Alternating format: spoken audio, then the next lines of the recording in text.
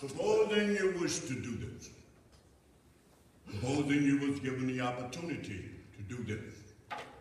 Human effort, kind of like a bandage on a wound. The good thing that might mean the wound won't hurt as much. Might keep out the dirt.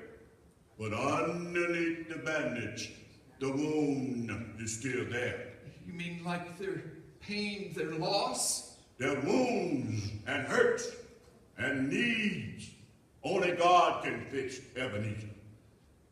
Even with all the wonderful things he has prepared man to accomplish, man can't heal all wounds. There's only one great physician. So for you to believe that simply by having a humble and generous heart will carry you through life, you are wrong, Ebenezer.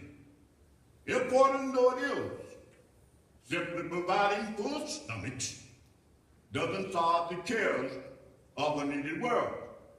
Man's best efforts are very poor and primitive in comparison with God's. So, you're saying in addition to making changes myself, I need to use God's power. But how do I get God's power? I don't know how to do that.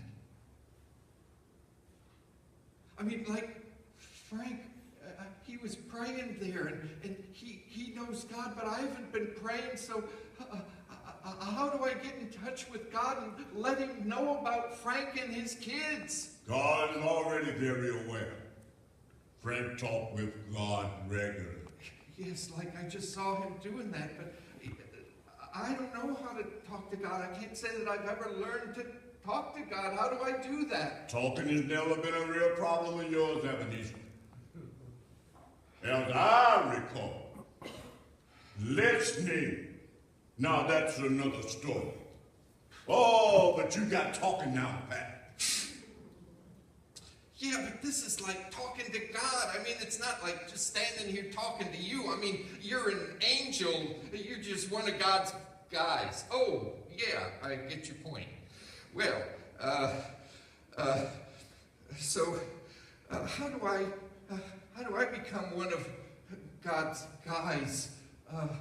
So how do I talk to God? I mean, like I say, Frank knows how to talk to God, but I've never done that. How do I do that? Talking has never been a real problem of yours, Ebenezer.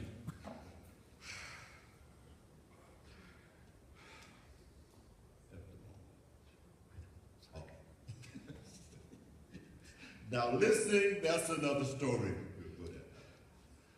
Line, please.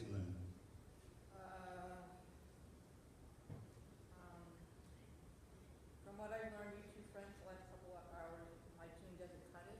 Is that what you learned?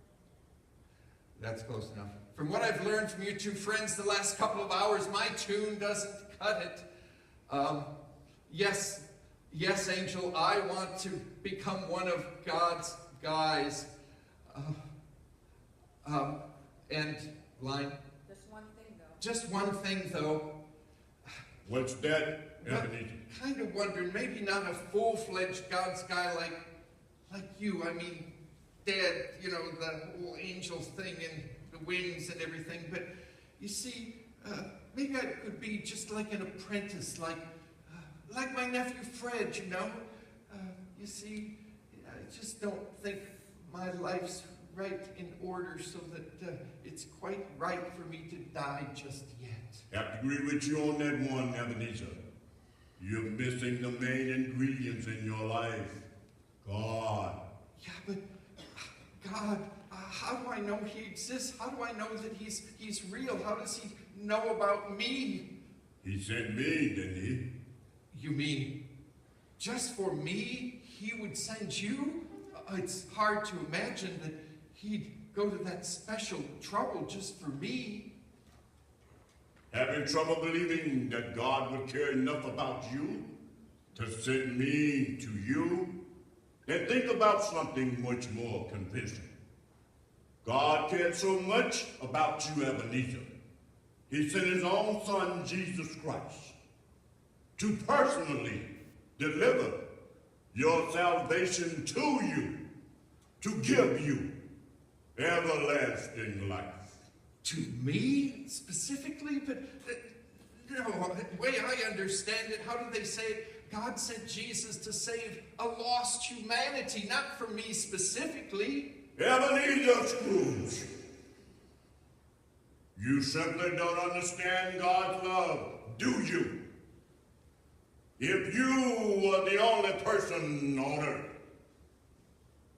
the only person with need of salvation, God would have still sent Jesus to come to earth, to suffer and to die, just for you, Ebenezer Scrooge, for you only. And that, Ebenezer Scrooge, is how much God loves you. Oh, man, the cost. God would go to that cost for me? I want to buy in on this kind of love. Nothing to buy, Ebenezer. But I've got the money. It's a free gift. Just tell me how much and where. I know the Baptists need a new church. No problem. God's salvation is not for sale, Ebenezer. But a man can't expect to get something for nothing, I mean. You're forgetting, Ebenezer. It's all been paid for. Jesus paid the price long ago. Then why would anyone be foolish enough not to take it?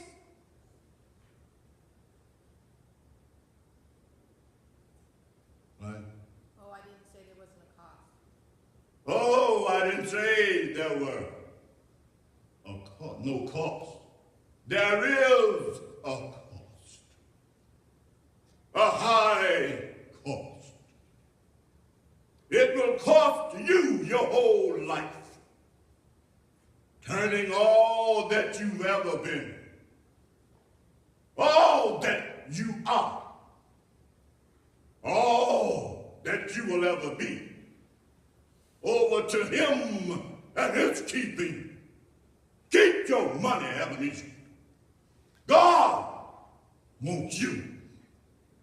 All that I've been, all that I am, and all that I will ever be reminds me of you three angels, Christmas past, Christmas present, Christmas future.